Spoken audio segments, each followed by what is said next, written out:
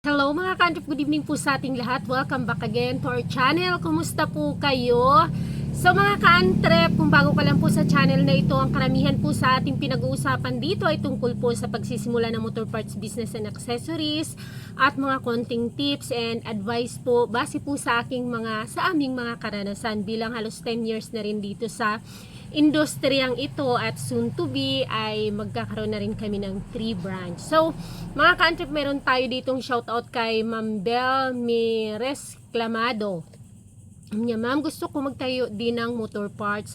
Tanong ko lang kung anong month maganda mag-start. Salamat po. Okay, ma'am, medyo na-share ko na ito way back kung anong taon pa po itong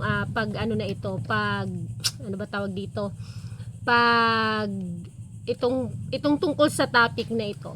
So anyway ma'am, ang maganda po kung halimbawa po na maliit lang ang sisimulan mo, halimbawa hindi naman mahigpit masyado doon sa inyo, pwede po ikaw mag-start ng January. Pero kasi kami, may pinapaniwalaan kaming buwan para din siya yung magtatayo ka or magle-layout ng bahay na dapat yung buwan, yung petsa ng kalendar ay naaayon. Tapos halimbawa kami, yung full moon, tapos ang petsa is pataas.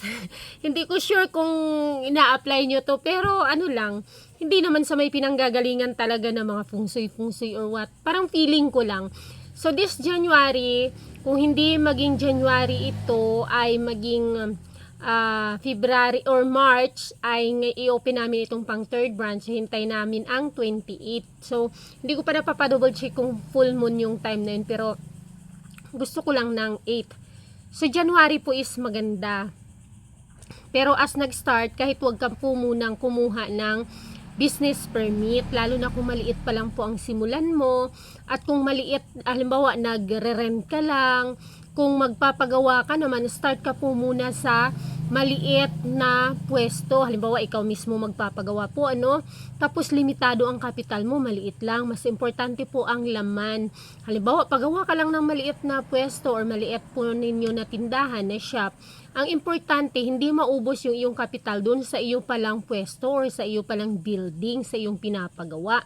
Kasi dapat mapupunta ang karamihan nun o mas malaki nun sa produkto. Sobra po ngayong magastos na talaga magpagawa ng shop. Imagine mo yung ginagawa po namin ngayon, pang third branch po.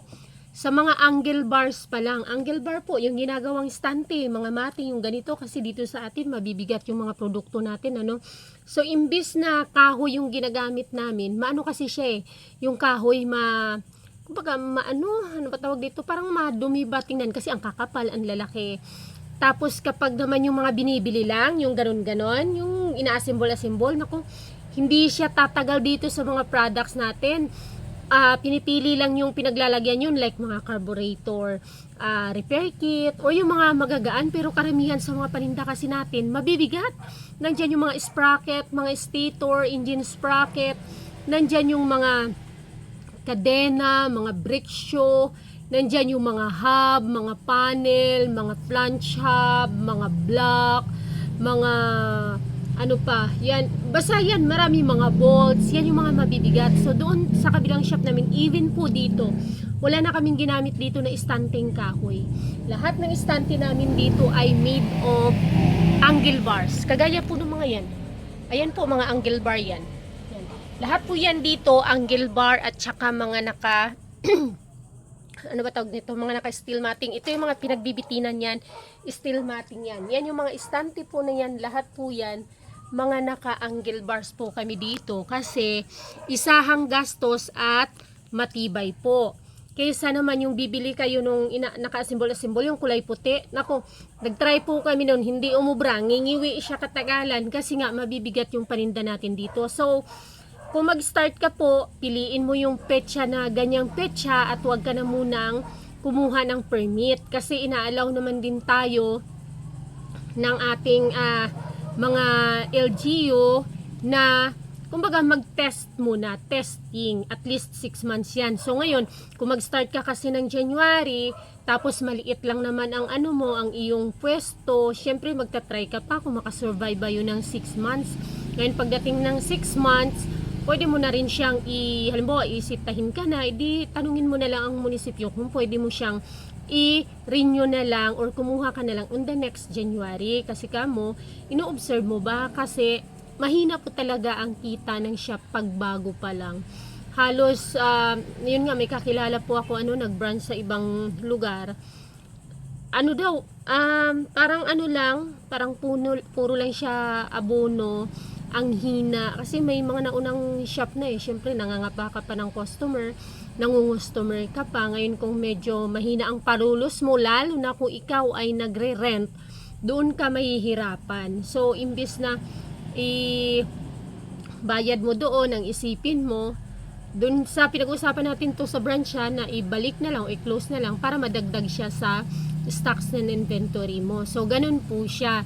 Start ka ng January at based on me lang, kung iti-take mo rin yung pa-8, 18, 28, basta't ganung mga petsa. Pag sa amin po so depende po yun sa inyo, lalo na kung magpapa-fungsoy ka.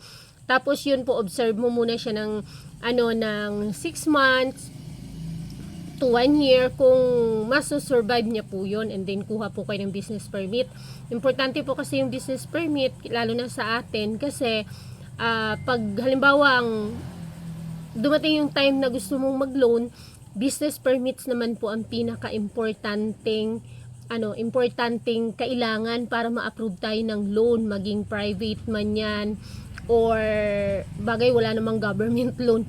Sa private, lalo sa mga banks or any financial institution, ay business permit po talaga. Nakapag-loan na ako ng sasakyan, 2.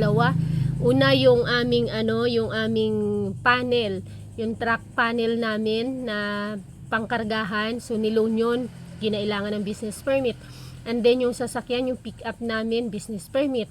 And then sa DTI, business permit. And then 3 times na sa BDO, business permit din. So kailangan mo rin talaga mag business permit as early as possible. Pero po, i-observe mo naman po muna. Kasi halimbawa, maliit lang yung shop na itatayo mo. Maliit lang ang capital mo. Tapos kumuha ka kaagad ng business permit. Tapos wala pa pala 6 months magkuklose ka. Sayang din yung ginastos mo po, diba? So, i-observe mo po muna. Basta't yung mga date po na yan. Kung halimbawa, hindi mo siya mahabol ng January. Excuse. Maganda naman po ang June, July, August, or September po. Palampasin mo ang September dahil po na-observe na rin namin kahit saan naman siguro na hanggang August ay talagang taghirap po talaga din yan. Matumal yung August na yan. May kasabihan ang mga Chinese, ayon lang din sa mga kakilala kong supplier na Chinese, na ang August ay hindi sila talaga nagre-release ng pera kasi ghost month nga daw yan. As much as possible, nakaganon sila niyan sa pera. So, September 28, pwede ka na po niyan. So, kapag September, October, November, December, feeling mo naman okay siya at maganda, pwede kang kumuha ng business permit pagka January. Ngayon, kung talaga nag-aalangan ka pa, edi hintayin mo na lang po na sitahin ka ng munisipyo muna. Kasi minsan, nagsisita lang naman sila, tatanong kung kumusta na yung iyong business, kung i-require ka na nila, i-interviewin ka baga. Minsan may mga LGU din na nakakaintindi na halimbawa ganyan, maliit ka pa lang, tapos wala pa masyadong customer. Siyempre, explain mo na parang hindi ka pa sigurado kasi ang hina nga. So, baka extend ka naman nila ng time bago ka pakuhain talaga ng business permit. Kasi importante din po ang business permit para legal tayo sa LGU at hindi ka kainggitan at kaanuhan dyan, kainisa ng mga may shop din kasi sila nagbabayad, ikaw hindi. So, comply po tayo. Para din yun sa kapakanan natin ng business po natin, yung pagkakaroon ng permit. So, January or September. Thank you so much. See you on my next video. Pa-comment lang po kung mayroon po tayong concern na mabibigyan ko po ng personal na karanasan na maibahagi po sa inyo. Bye-bye!